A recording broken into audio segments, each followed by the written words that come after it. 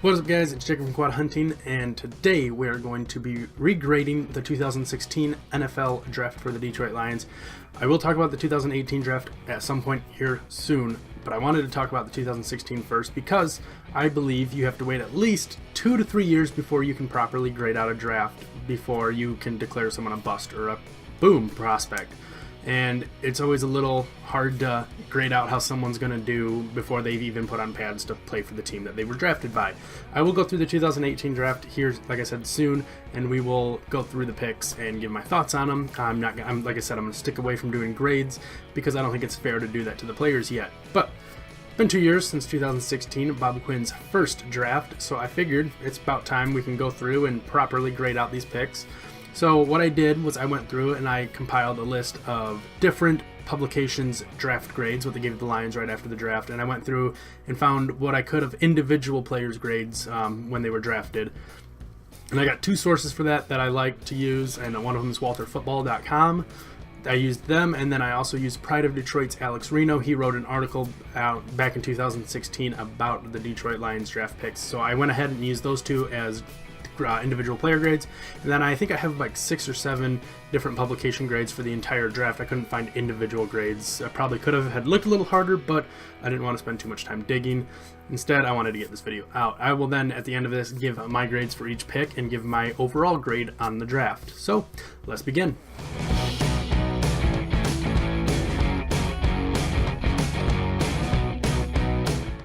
So we're going to start off first with the first pick of the Lions draft in 2016, and that was left tackle Taylor Decker. This is what Walter Football had to say about him. Taylor Decker was projected to go in the 14 to 20 range, so this makes sense as far as that is concerned. He's also a good fit in terms of need. The Lions' pass protection was an abomination at times last year. They needed a left tackle, but weren't going to get that here at number 16. The right tackle spot had to be addressed as well, however, and the Lions got better in that spot with Decker. This deserves a solid B grade, and that's what Walter Football ended up giving, was a B grade. Pride of Detroit's Alex Reno says, I correctly guessed this pick in my final mock draft, so I'm required to like this pick, right? Seriously, I do love this pick. Throughout the draft process, Decker was my number 2 offensive tackle and number 10th ranked player overall. He just has a knack for kicking ass and finishing plays. What more do you want from a right tackle? I love that Bob's Quinn approach is to draft in the trenches early and get guys who love to hit. We're not 100% sure where Decker will play, but it's pretty likely that he'll get the starting that he gets the starting nod at right tackle. Turns out Lions put him in at left tackle right off the bat in OTAs, training camp, preseason, and then he has had that position locked down ever since. They moved Riley Reiff over to right tackle, and the right tackle spot was fixed for a year with Riley Reiff there. Reno gave the Lions an A on that one, while the football gave it a B. I'm going to go ahead and give it a B plus A minus. The only thing holding this back from being a solid A is because of his injury issue last year, and the best ability is availability. And so he was missing for a little bit, and the offensive line suffered really bad as a whole, not able to find a plug player we could put in there and get solid play out of. So I'm going to give it a B plus A minus range. That's our left tackle of the future. Next year, if he can stay healthy and blow up again, that easily goes up to an A plus. To get your left tackle like that is perfect. It's what you want from your GM through drafting. So Taylor Decker, great pick. I'm still solidly locked in. I like that pick. Now we're going to go to round 2 with A'Shawn Robinson, and Walter Football had this to say. A'Shawn Robinson has said some sketchy things in some team interviews, prompting him to drop. Teams had some concern about his passion for football, causing him to fall even more. This might be seen as great value, but Robinson was projected a mid-second round pick with everything factored in. I don't like this pick very much. This isn't a great fit, and I'm not convinced that Robinson is going to give Detroit his full effort. Walter Football gave the Lions a C minus on this pick, whereas Alex Reno, giving them a B, says, I can't argue with the idea of drafting a defensive tackle here. That was an absolute must. There are a couple guys I preferred over A'Shawn, but I'm not selfish. This is still a really good pick, and it's never a bad idea to draft the Teflon Don himself. I still can't fathom how I'm actually 3 years older than a man who looks like he could be my adopted father, but that's besides the point. Robinson is a behemoth in the trenches, and that could very well challenge Floating Nagata for a starting position early. A'Shawn Robinson did start off as a rotational player and then work his way up to being a starter for the Lions. He's not someone that's going to destroy and pass or rush the passer very much, even though he did show a little more of that talent in year number 2 compared to year number 1. But I do believe this is a great pick, and I do believe they kind of both understated it. Ashawn Robinson has been a solid player for the Lions since then, and I'm going to go ahead and give it an A- there, because to get a starter out of the second round like that, someone who contributes and can hold down the run blocking, I'm going to go ahead, and I really do like Ashawn Robinson, and I'm really happy that we drafted a former teammate of his in Deshaun Hand, and then we also got his defensive line coach from at Alabama. You know, to get him and Ashawn working together again, I think you could see some stuff really start coming out of him, and I'm really excited about Ashawn's future. So A- from Ashawn. Third round was Graham Glasgow, and Walter Football had this to say: I really thought the Cardinals would take Graham Glasgow, as they were considering him at number 92. They love Glasgow's versatility, so I'm sure the Lions value that as well. Glasgow has had plenty of starting experience at Michigan. The only negative is a DUI he was issued in 2014, but he figures to be a good player for the Lions. Walter Football gave a B+. Alex Reno was a little lower on a B-, saying, I wasn't too crazy about this pick at first, but I'm pretty confident that Glasgow will beat out Travis Swanson at center, so anytime you draft a starter, it's hard to slam the pick. Still, I thought this was a bit early for Glasgow, and I would have liked to have drafted someone like Missouri's Evan Boehm later in the draft. Glasgow is a solid fit for the Lions, who truly needed to get bigger and stronger at the center position. Now, Glasgow never did take over at center for Travis Swanson. That was when 2016 was Swanson's renaissance year, and where he was one of the best centers in the National Football League before getting injured. And he came back, and then he played not at the same level this last season. Then he got injured again, and now he's with the Jets.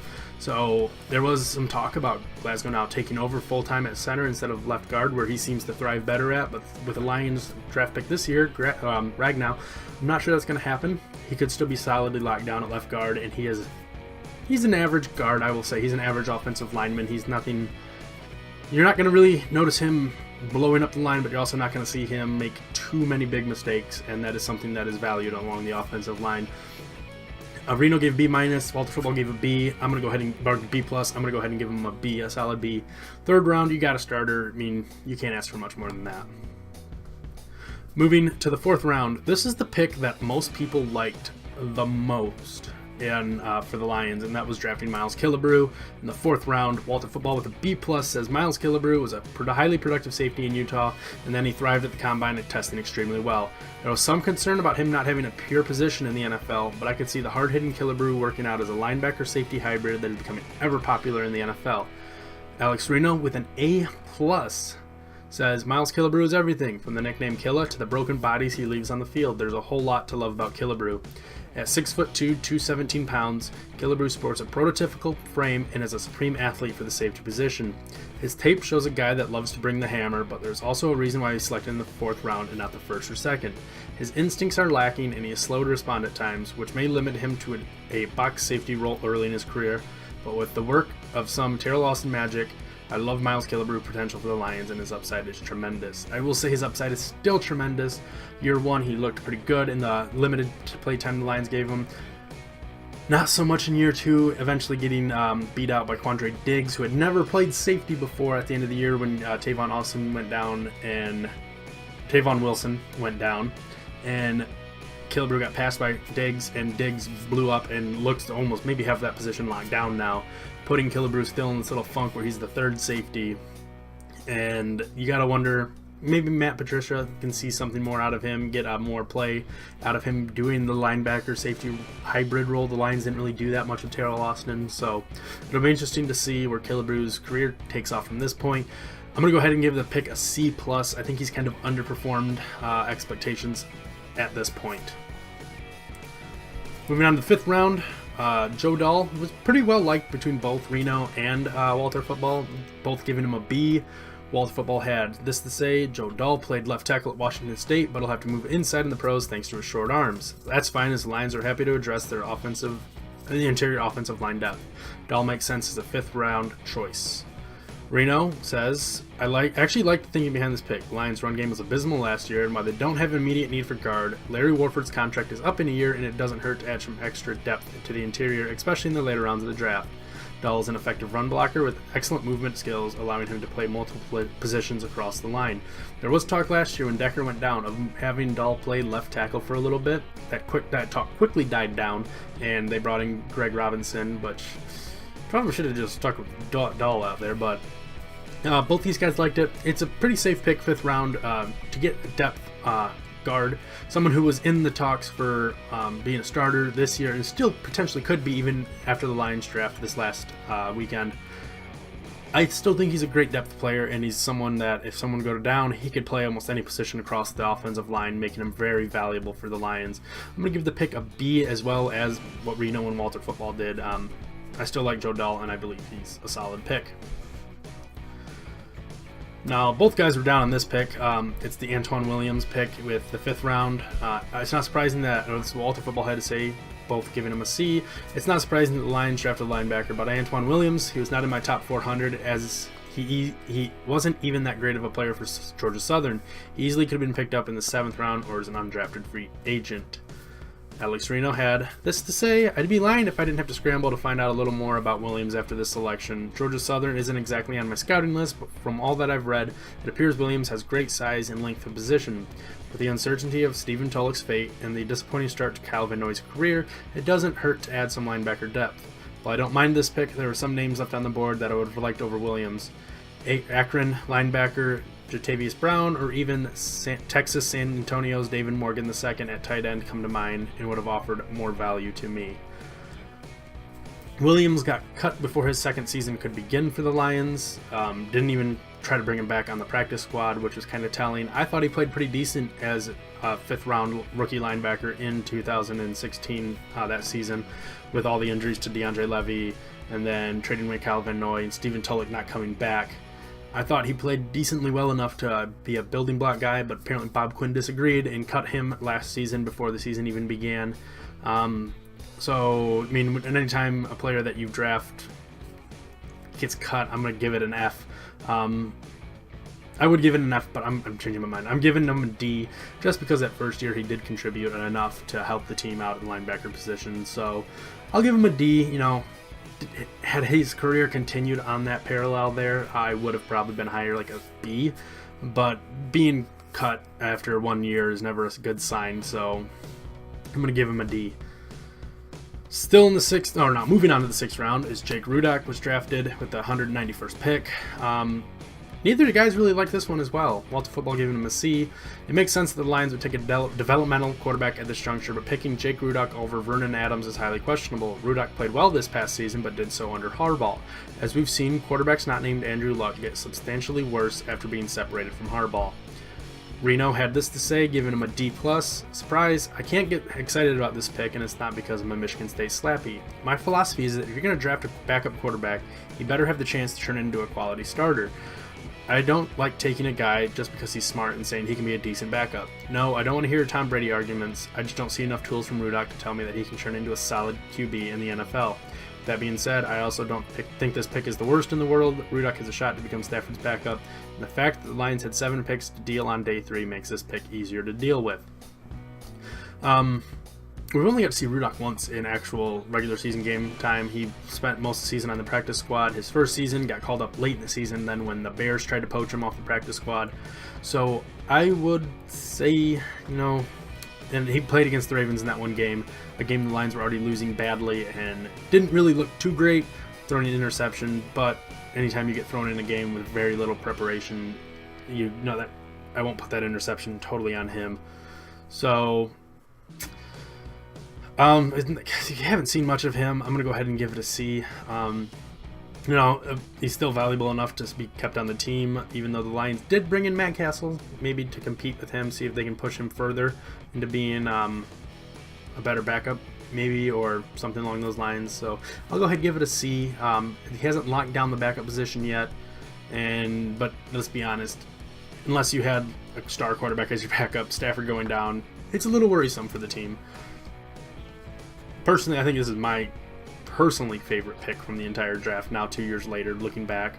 The value we got in the 6th round with Anthony Zettel at the 202nd pick was phenomenal. Walter Football, I think, nailed it perfectly, giving him an A- on this pick and saying Anthony Zettel was a very productive player at Penn State. He also tested pretty well at the Combine. So why did he drop in the 6th round? It's because he's a tweener who doesn't have a true position. He has a skill set of a defensive tackle, but at 277 pounds, he's light. That said, he can be a very effective pass rushing specialist on obvious passing downs, and I think he'll be great in that role. The Lions obtained a very good football player. I agree with pretty much all of that was said. He did show some skill last year at defensive end, so there's that. Reno had this to say, giving it a B-. Zettel is listed as a defensive tackle via NFL.com, though it's worth noting that Bob Quinn is interested in playing him at defensive end for the Lions. Zettel is a below-average athlete at D-end and struggles to disengage at the point of attack, but his relentless motor and deadly spin move gives him a shot to become a rotational pass rusher for the Lions. It took the Lions 8 picks to finally add some depth at defensive end, and I'm sure most fans wish that they would have addressed the position sooner. Better late than never, I guess. I think Zettel has become the steal of the draft at that point, and last year had 7 sacks for the Lions, being the second sack getter for the Lions, getting the second most sacks for the Lions last year. And it's only his second season in the NFL, so I'm going to go ahead. That is a solid A. Anytime you can get a guy who can get impact in the 6th round, you look at last year's draft, it's not pretty yet so far with our 6th rounders. So anytime you can get a 6th rounder who can contribute like that and get second most sacks on your team in year 2, that's solid. I will take it, and Anthony Zettel is an A+, he's an A+ pick in my book. That's what you want out of the 6th round. Still in the 6th round, the worst pick of the draft, in my opinion, Jimmy Landis, the long snapper. Walter Football, C+, says, I'm not going to put much thought into grading a long snapper. A C+ seems right for a long snapper in the 6th round. Reno, not as nice, giving it an F. You will literally never convince me that drafting a long snapper is ever a good idea. I cannot defend this pick at all. I'm agreeing with Reno, especially because Landis got cut right after that season began. Right before the season began. He was gone, and I agree with the F. Don Mulback, the ageless wonder, beat him out. So, Reno, I agree with you. F on Jimmy Landis. And the last pick of the draft was Dwayne Washington, the running back. He got a C+ from Walter Football. Dwayne Washington made a terrible mistake of leaving school early despite not having much experience at Washington. He paid the price, dropping to the 7th round despite testing well at his pro day. It would be tough for him to make Detroit's final roster. Reno, D-. This is another confusing pick to me. I'm not sure why the Lions would want another running back that lacks power and whose ability to catch the ball is his saving grace. Thought the Lions would entertain the idea of taking it back like Alex Collins or Jordan Howard to replace Stroik Bell and add some power to the rotation, but that's not the type of player Dwayne Washington is. I'm going to go ahead and give the pick a D. He has not shown much in his limited play time, and that's pretty much all I'm really going to say about that. So we're going to move through these quickly. Pro Football Focus gave the entire draft C. SI.com, Sports Illustrated, gave it a B. Walter Football gave it a B-. Bleacher Report B-. USA Today Sports gave it a C. Mel Kiper Jr. gave it a B-. NFL's Chad Reuter gave it a B. CBS Sports Pete Prisco gave it a B-. And Alex Reno gave it a B, the Pride of Detroit writer. So,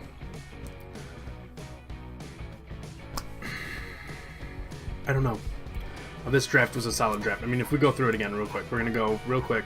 Starting off, Taylor Decker, starter. A'Shawn Robinson, starter. Graham Glasgow, starter. Miles Killebrew, rotational player. Joe Dull, rotational player. Antoine Williams, cut. Jake Rudock, still on the team. Anthony Zettel was a starter last year. Jimmy Landis, cut. Dwayne Washington, rotational player. That is 2 cuts out of 10 picks, and so 8 of those guys are still on the team, and 4 of them are starters with the potential for Joe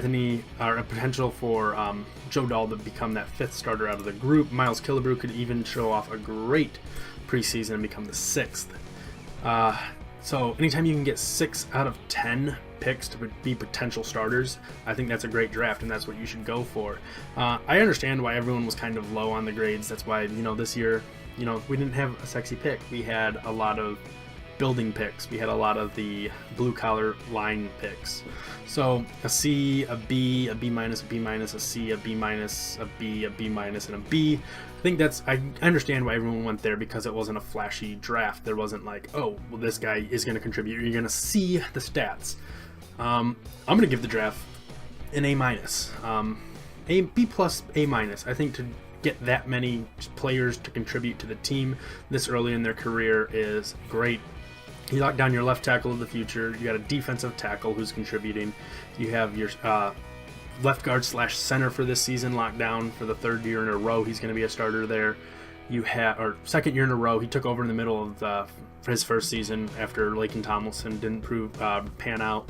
And then you got Dwayne Washington, who's done a little bit at running back, not much. Zettel, who's been the boom of the draft. I mean, if you had to say a bust, it's Jimmy Landis, because anytime you draft a long snapper, he better make the team and not get cut. Then that's just a wasted pick. But other than that, Antoine Williams maybe is a bust. But I don't like. So your first bad pick was the 5th round. If that's the case, then you'd had a good draft.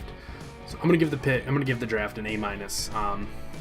And I really like it. And Bob Quinn, we're gonna look at 2017 next year, and then 2 years from now we'll look at 2018, see how it goes. I'm probably gonna take a look back at some of the Mayhew drafts too, if I really want to disappoint myself and get depressed. But anyways, if you like the video, go ahead and leave a like down below. Make sure you subscribe to the channel, like the video, all that fun junk. Leave comments down below what you thought about each draft pick, and I will see you guys all next time.